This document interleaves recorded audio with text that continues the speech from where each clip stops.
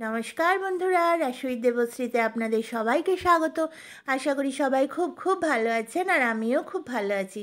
আজ যে রেসিপিটা নিয়ে আপনাদের সামনে আমি হাজির হয়েছি সেটি হলো ছানার মিল্ক কেক। এই মিল্ক কেক আমাদের ছোট বড় সবারই খুব পছন্দের। তো চলুন দেখা যাক কীভাবে মিল্ক কেকটা বানাচ্ছি, সেটাই আপনাদের সঙ্গে শেয়ার করতে চলেছি। এই মিল্ক কেক বানাবার জন্যে আমি 5টা হাফ লিটারের দুধের প্যাকেট নিয়েছি।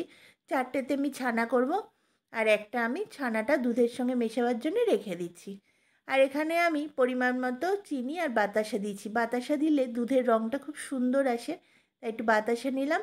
আর নিলাম ঘি। আর এদিকে আমি এখানে 3টে লেবু এরকম রস করে নিয়েছি। এই লেবুটার সঙ্গে একটু জল মিশিয়ে আমি ছানাটা কেটে নেব। আপনারা চাইলে ভিনিগার দিয়েও ছানাটা কাটতে পারেন। আর এদিকে ছানাটা মাখাবার জন্য নিয়েছি আমি 50 গ্রামের মতো গুঁড়ো দুধ।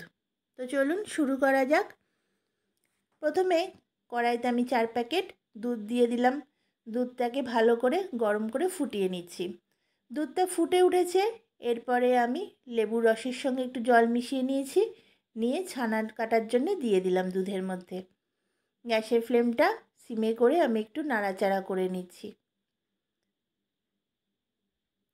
একটু নাড়াচাড়া করতে করতে দেখুন আমার ছানা কেটে গেছে। এই ছানাটা আমি স্ট্রেনারের সাহায্যে এরকমভাবে ছেঁকে নিলাম। ছেঁকে নিয়ে ভালো করে জলে ধুয়ে নেব। এই ছানার টক ভাবটা থাকলে কিন্তু দুধটা কেটে যাবে।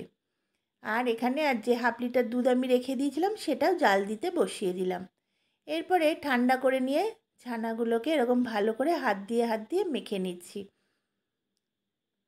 ভালো করে এরকম চেপে চেপে মেখে নেব। দেখুন একটা নরম থকথকে একটা তৈরি হয়ে গেছে ছানাটা।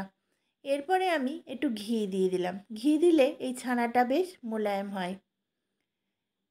আর দিয়ে দিলাম গুঁড়ো দুধটা। গুঁড়ো দুধটা দুধের সঙ্গেও দিতে পারতাম, আমি ভালো করে মিশিয়ে যাওয়ার জন্যে ছানার মধ্যে দিয়েই ভালো করে মিশিয়ে নিলাম। দেখুন খুব সুন্দরভাবে দুধটা আমার ছানার মধ্যে মিশে গেছে আর বেশ ফ্লাফি ভাবটাও এসছে। এদিকে দুধটা আমার ফুটে গেছে। এরপরে আমি চিনি আর বাতাসাটা দিয়ে দিলাম, দিয়ে একটু নাড়াচাড়া করে নিচ্ছি যাতে চিনি আর বাতাসাটা দুধের মধ্যে মিশে যায়। দেখুন খুব সুন্দর একটা বাতাসার জন্য কালারও এসছে।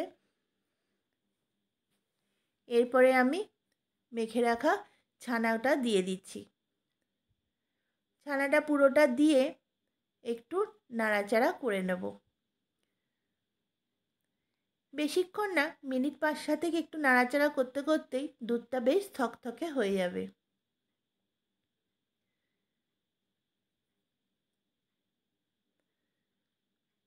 একটু নাড়াচাড়া করে নিতে নিতে প্রায় অনেকটাই দেখুন আমার শুকিয়ে এসছে। আর একটু টানিয়ে নেব।